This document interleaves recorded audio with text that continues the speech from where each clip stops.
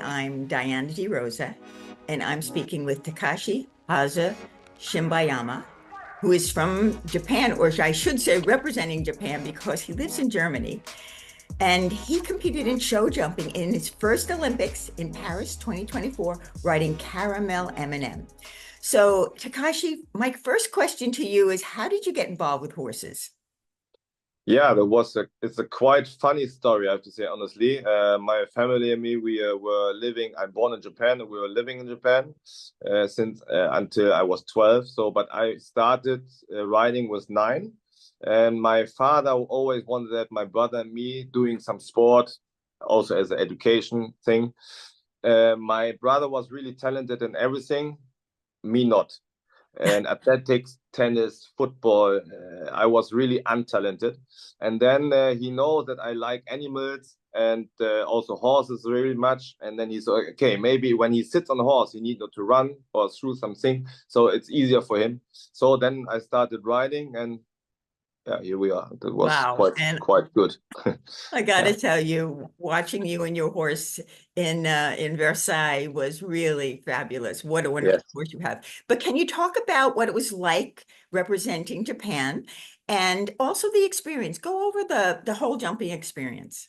Yeah, also experience representing Japan for me a big honor because it's the home country of my mother and I grew up there. So also riding Nations Cup, it's really exciting experience. Also, really, it's an honor for me. It's and okay, the Olympics were amazing. Yeah, that was unbelievable. That I can say. And then what about, your first round? What did you think about how the experience went for you and the final round? I know that you made some decisions in there. So talk a little bit about the exact experience of each round. Yeah. Okay. So first of all, my thought was already a big success for me to come to Olympics. It's my dream. Was always my dream. Okay. And the first round, I walked the course. Wow, and I thought, that's really big. And then I made the mistake that I looked the few riders, the first 10 riders, and there were already really superstars there, and they was struggling. And then I saw, when already there, have their problems. What should I do?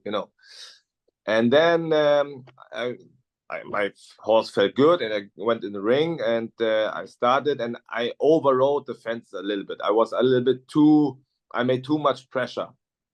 And then Rob Ehrens and Paul Schockemühle were the trainers there. They told me, hey, your horse can jump everything. Don't override the fences. Stay calm. Relax. Trust your horse. Trust you. Everything is fine.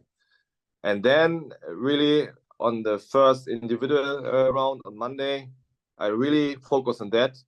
And then my horses jumped. It felt so easy to ride over these big fences. Unbelievable. I was so delighted. Yeah, and then the final day, okay, for me, unbelievable success to be 25th in the individual in the Olympic Games, on my first Olympic Games. Okay, and the last round, I have to say, my horse was a little bit tired and empty because he's only 10, and me and my horse both have not that experience in these championships. I think the next one will be also better, but we have better condition or more strength. So I felt my horse get tired, and then I decided to retire because my horse did an unbelievable job. So I'm so thankful of that. I didn't see a reason to ride the course till the end, because he's only 10 and we have a few more targets like World Championship in 2 years, in 4 years, Los Angeles Olympic Games. Right. So I saved him from that. Well, I applaud you for that, because you made the decision to do the right thing for your horse. Even though you could have pushed him to go on, you said, well, there's no sense. I'm going to retire. We've got another day. I've fulfilled my dream of being here. And overall, you did a fabulous job. I know the pictures I got were amazing of that horse. He's got an incredible future. Well, I want to thank you very much for chatting with me. Do you have any other words you'd like to pass along to our audience? Yes, I have to say, okay, well, my first Olympic Games, so I spoke with a lot of colleagues, and I have to say these Olympic Games in the equestrian sport, I think it was a really, really big advertisement for our sport, which is not always easy nowadays. And I hope really that this equestrian sport will be keeping part of the Olympic Games also in the future.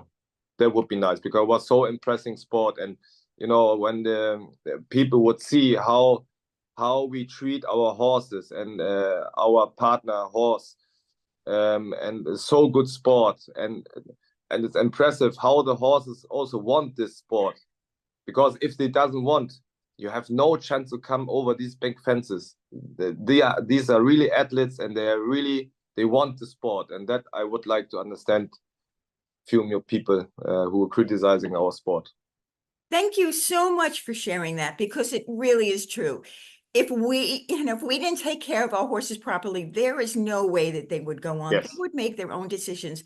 They're the partner in this sort of marriage that we've got, and they can, they're not going to do something they don't want to do. And so they need the exercise, just like we need the exercise and the challenge and all of that. So wonderful, wonderful words that you've just passed along. Thank you. And thank you again. And I am Diana DeRosa reporting for the Equus Television Network.